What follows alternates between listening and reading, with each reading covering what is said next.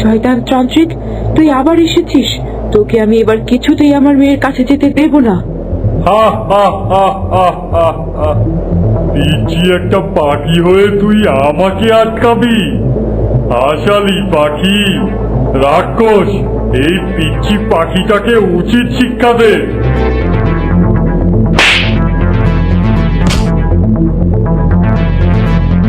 চল, এবার আসল কাজ করতে হবে। ওই জলরানীকে একেবারে শেষ করে দিতে হবে। হ্যাঁ আমার প্রভু, চলুন। আমার মেয়েটাকে তুমি কিছু করো না তান্ত্রিক, তুমি ওকে বাঁচতে দাও। আমার মেয়েটাকে তুমি রক্ষা করো জলরানী, ওকে বাঁচাও।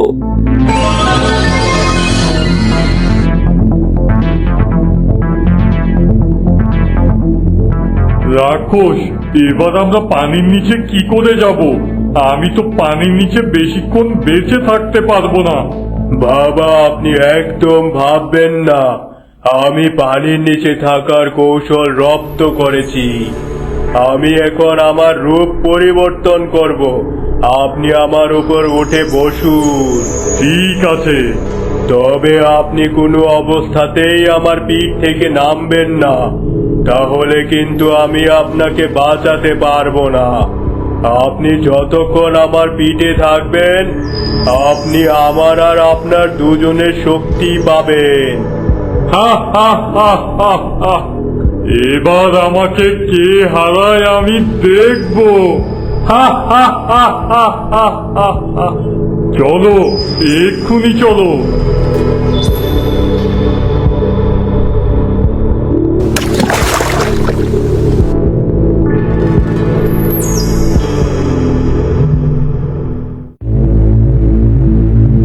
শয়তান তান্ত্রিক, তুই আমার রাজদরবারে এসেছিস। আজ তোর মৃত্যু কেউ আটকাতে পারবে না। তুই আমাকে মারবি? আমি তান্ত্রিক, আমি মহাশক্তির অধিকারী। আমার সাথে তুই কিছুতেই পেরে উঠবি না জলরানী। আজ আমি তোকে এই জলেই মেরে ফেলবো আর তরুলতাকে নিয়ে যাব। তোর এই মনের আশা কোনো দিন পূরণ হবে না তান্ত্রিক, আজই হবে তোর শেষ দিন। তুই আমাকে মারবি জলরানী? সামান্য এক ভুলের জন্য তুই আমাকে একেবারে নাস্তাবুদ করে ছেড়েছিস। আজ তোর আর রেহাই নেই।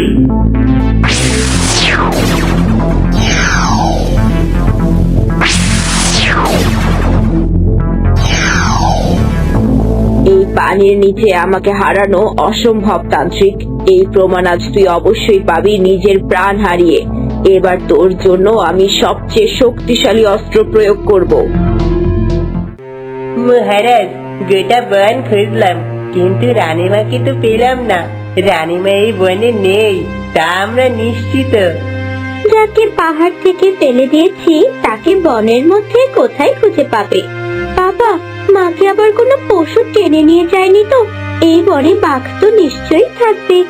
চুপ করো তুমি, তোমাদের জন্যই এত কিছু হয়েছে। মহারাজ, আপনারা সবাই প্রাসাদে ফিরে যান। আমি আর মিহির রানীমাকে খুঁজে আনার চেষ্টা করছি। হ্যাঁ বাবা, তুমিও যাও। তোমার শরীরেই কিছুক্ষণে বড্ড খারাপ হয়ে গেছে। চিন্তা করো না, মাকে আমি খুঁজে আনবই। ঠিক আছে বাবা, আমার রানীকে জলদি নিয়ে আয়।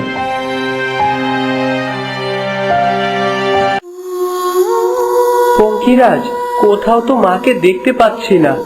না জানি মা কি অবস্থায় আছে।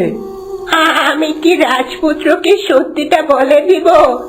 না না, এখন নয়। রাজপুত্রের যে অবস্থা, এখন যদি বলি তাহলে রাজপুত্র ভেঙে পড়বে। রাজপুত্র, আপনি চিন্তা করবেন না। আশা করি রানীমা যেখানে আছে ভালো আছে। হ্যাঁ, তাই যেন হয় পঙ্খিরাজ। কুমার, এসেছো? এসো, বসো এখানে, একটু বিশ্রাম করো। মাকে খুঁজে পাওয়া যাচ্ছে না, আর তুমি বলছো বিশ্রাম করতে? দেখো, মা তো আর ছোট বাচ্চা নয়, হয়তো পথ ভুলে কোথাও চলে গেছে, ঠিক ফিরে আসবে। ও নিয়ে অত ভেবো না তো তুমি। মাকে নিয়ে একটু কি তোমার চিন্তা নেই তরুলতা? তা তো আছেই। থাক, বুঝেছি আমি। তুমি বিশ্রাম করো, আমি আমার কক্ষে যাই।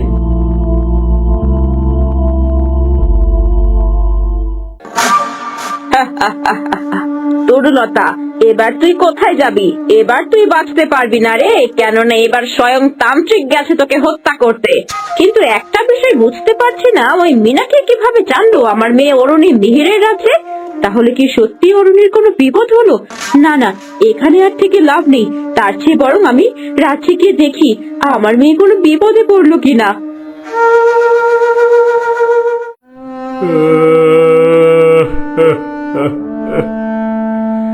আমার রানী, কোথায় গেলে তুমি? না জানি তুমি কি অবস্থায় আছো। তোমাকে ছাড়া যে আমি এক মুহূর্ত বাঁচতে পারবো না।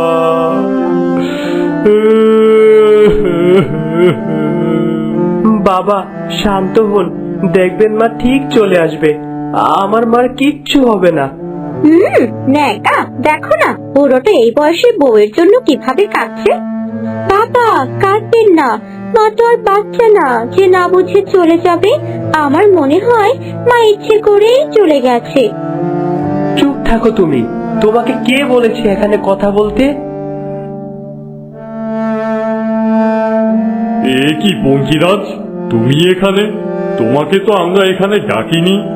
ক্ষমা করবেন রাজপুত্র মহারাজ, আপনার কাছ থেকে আমি একটা কথা লুকিয়েছি। কি কথা পঙ্খিরাজ, বলো। রানীমাকে আমি খুঁজে পেয়েছি, কিন্তু আপনাদের কাছ থেকে আমি এই কথাটা গোপন রেখেছি। কি বললে তুমি? তুমি আমার রানীর খোঁজ পেয়েছো? কোথায় কোথায় আমার রানী? আর এ কথা তুমি আমাদের কাছে গোপন রাখলে কেন? ক্ষমা করবেন মহারাজ, রানীমাকে আমি নদীর ধারে রক্তাক্ত অবস্থায় পাই। রানীমার মাথা দিয়ে অঝরে রক্ত পড়ছিল।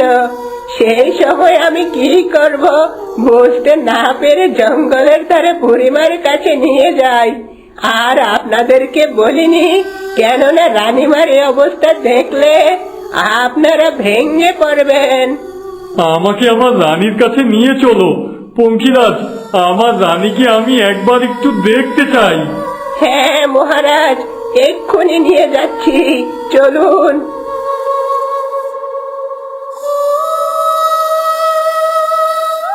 কি, রানীমা এখনো বেঁচে আছে? এখন কি হবে আমার?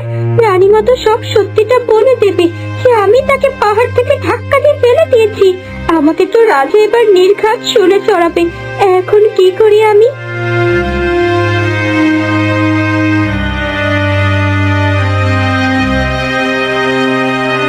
রানীমা, একজন মহিলা গেটের সামনে আপনার খোঁজ করছেন। কে সেই মহিলা? তা তো জানি না রানীমা, শুধু বলছে আপনার সাথে দেখা করবে, খুব জরুরি। আচ্ছা তুমি যাও, আমি আসছি।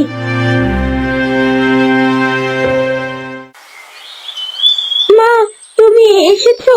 হ্যাঁ রে মা, আমার তোকে নিয়ে খুব চিন্তা হচ্ছিল, তাই দেখতে এলাম। আমি যে খুব বড় বিপদে ফেসে গেছি মা। কি বিপদ রে মা?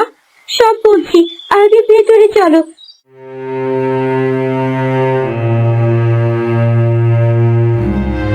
সব তো শুনলে মা, এবার বলো আমি কি করি? সর্বনাশ, কি করেছিস রে? তুই চল চল, আমরা এখান থেকে পালিয়ে যাই। পালিয়ে কোথায় যাবে মা? যেখানেই যাবে ওই রাজা ধরে নিয়ে আসবে। আমরা শেষ হয়ে গেছি মা, আমরা শেষ হয়ে গেছি। রানী, আমার রানী, কোথায় তুমি? বেরিয়ে এসো, আমি এসেছি তোমাকে নিতে।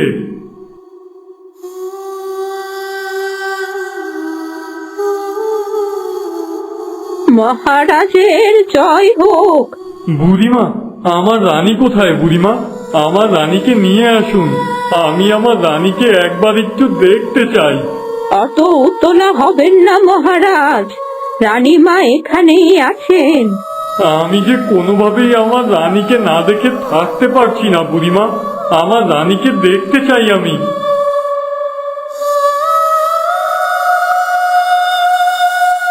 এই তো আমার রানী। রানী, কোথায় গিয়েছিলে তুমি? তোমায় আমি কত খুঁজেছি, কিন্তু কোথাও পাইনি। কে আপনি?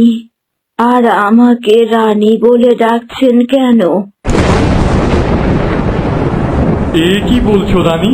তুমি আমায় চিনতে পারছো না? আমি তোমার রাজা, আর এই যে তোমার পুত্র মিহির। না, আমি কাউকেই চিনতে পারছি না। বুড়িমা, এরা কারা? আর কি বা আবোল তাবোল বলছে? মা, আমাকে তুমি চিনতে পারছো না? আমি তোমার পুত্র মিহির। রাজা মশাই, বিষয়টা আমি এতক্ষণে বুঝতে পেরেছি। রানীমা মাথায় প্রচন্ড আঘাত পেয়েছিল। সেই আঘাত থেকেই হয়তো রানীমা তার স্মৃতিশক্তি হারিয়ে ফেলেছে। তাই আপনাদের কাউকেই রানীমা চিনতে পারছেন না। এ কি বলছো বুড়িমা? আমার রানী আমায় চিনতে পারছে না? হায় প্রভু, এ কি হয়ে গেল? বাবা, কান্না করবেন না। আগে চলুন, আমরা মাকে রাজ্যে নিয়ে যাই। হ্যাঁ, তাই চলো বাবা। মা, কোনো একটা উপায় বলো। সময় যে প্রায় শেষের দিকে। এই কিছুক্ষণের মধ্যেই রাজা রানীকে নিয়ে চলে আসবে, তারপর আমাদেরকে শুলে চড়াবে। কিছু একটা করো মা। কি যে করে, মাথা তো কাজ করছে না রে। আর তান্ত্রিক বাবাও তো নেই যে তাকে বলে কোনো একটা সমাধান বের করব। রানীমা আপনারে রাজার রুমে ডেকেছে।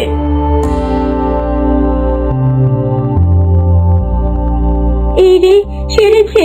মা, রাজা নিশ্চয়ই রানীকে নিয়ে এসেছে, আর রানী সব সত্যিটা বলে দিয়েছে। আমাদের নিশ্চয়ই ডাকছে শুলে চড়ানোর জন্য। এখন কি করি মা? এত উতলা হোস না। আগে চল গিয়ে দেখি, তারপর কোন একটা ব্যবস্থা করা যাবে। তুমি বলছো মা? হ্যাঁ চল, আগে গিয়ে দেখি।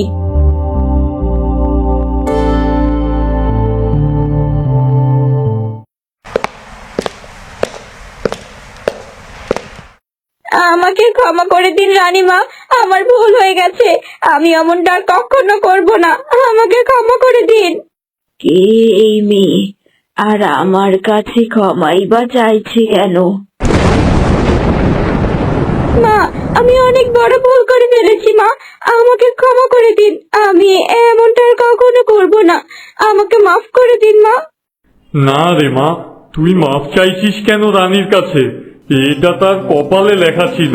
তুই শুধু শুধু নিজেকে দোষারোপ করিস না মা। কে এই মেয়ে? আমার কাছে এত করে ক্ষমা চাইছে কেন? আমাকে চিনতে পারছেন না? আমি তরুলতা।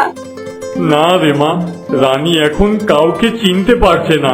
রানীর সেই আগের স্মৃতিশক্তি আর নেই। এ কি বলছিস অরুণী? তোর কপালটা তাহলে আসলেই ভালো। বারবার তুই কোনো না কোনো ভাবে বেঁচে যাস। রানীকে মারার জন্য পাহাড় থেকে ধাক্কা দিয়ে ফেলে দিলি, সেই রানী এখন তোর সামনে বসে জীবিত হয়েও মৃত। শুধু শুধু কি ভয়টাই না পেয়েছিলাম। কি হলো তরুলতা? কি চিন্তা করছিস মা? না বাবা, মার জন্য খুব খারাপ লাগছে, তাই চুপ হয়েছিলাম। খারাপ লাগারই কথা মা। আচ্ছা, তোমরা সবাই এখন এসো, রানী একটু বিশ্রাম নেই।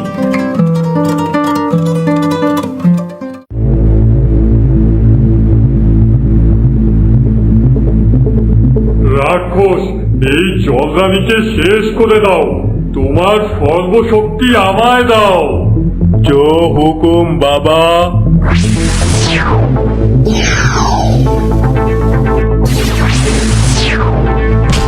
রানীমা,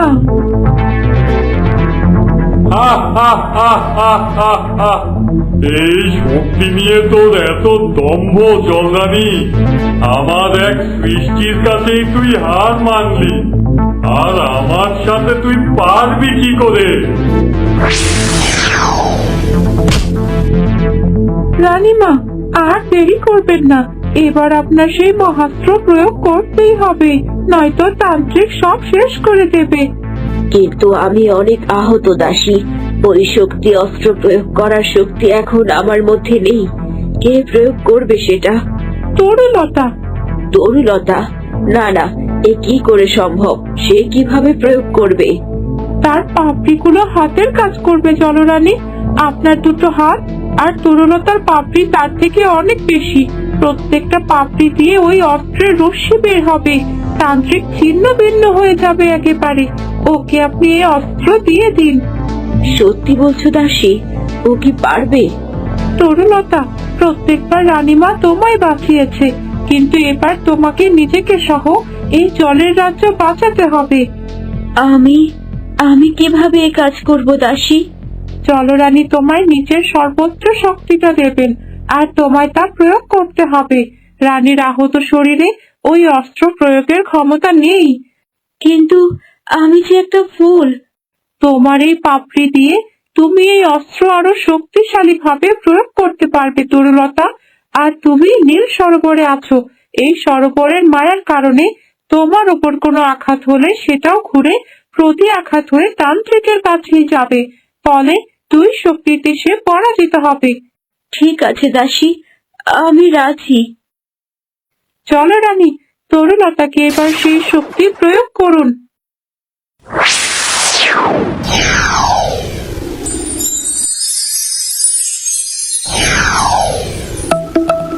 এ কি হচ্ছে? আমি যে কিছুতেই জলরানীর সাথে পেরে উঠছি না। তুই কিছুতেই আমার শক্তির সাথে পেরে উঠবি না শয়তান তান্ত্রিক। না না না, এই হার আমি কিছুতেই মানতে পারবো না।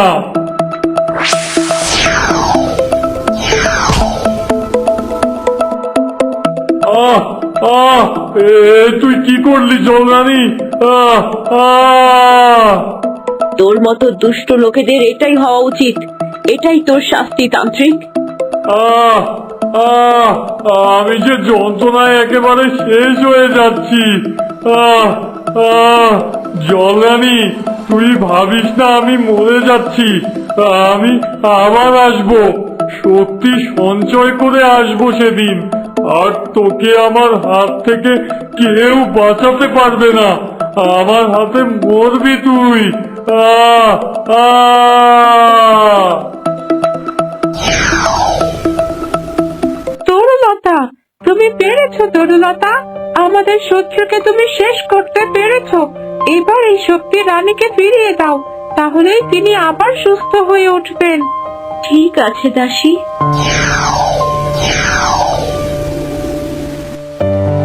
তুমি পেরেছো তরুলতা। এতদিন আমি তোমাকে রক্ষা করেছি, কিন্তু এখন তুমিই আমাকে রক্ষা করলে। চলো এবার, আর তোমার কোনো ভয় নেই। পানির ওপর তোমাকে রেখে আসি।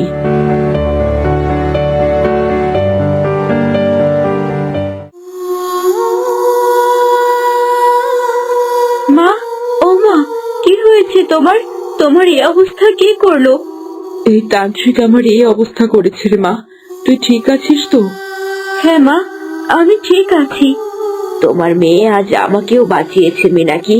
ওই তান্ত্রিককে আমরা শেষ করে দিয়েছি, আর কখনোই আমাদের জীবনেও ফিরবে না। দাঁড়াও, আমি তোমাকে সুস্থ করে তুলছি। অনেক হয়েছে, আর নয়। এবার আমি মিহিরকে গিয়ে সব সত্যি বলে দেব। ওই মোহিনী আর অরুণীর খেলা শেষ করে দেব আমি। আমার মেয়ের এবার ন্যায় পেতেই হবে। আর কতদিন সে ফুল হিসেবে বাঁচবে? নিজের প্রতিরক্ষা করার ক্ষমতাটুকুও তার নেই। ঠিক বলেছ মিনাকি। যাও তুমি, মিহিরকে সব বলে নিয়ে এসো এখানে। ন্যায় পাওয়া মাত্রই তরুলতা আবার মানুষ হয়ে উঠবে। তো বন্ধুরা, এরপরে কি হতে চলেছে সেটা জানবো আমরা পরের পর্বে। দেখা হচ্ছে পরের ভিডিওতে। ধন্যবাদ।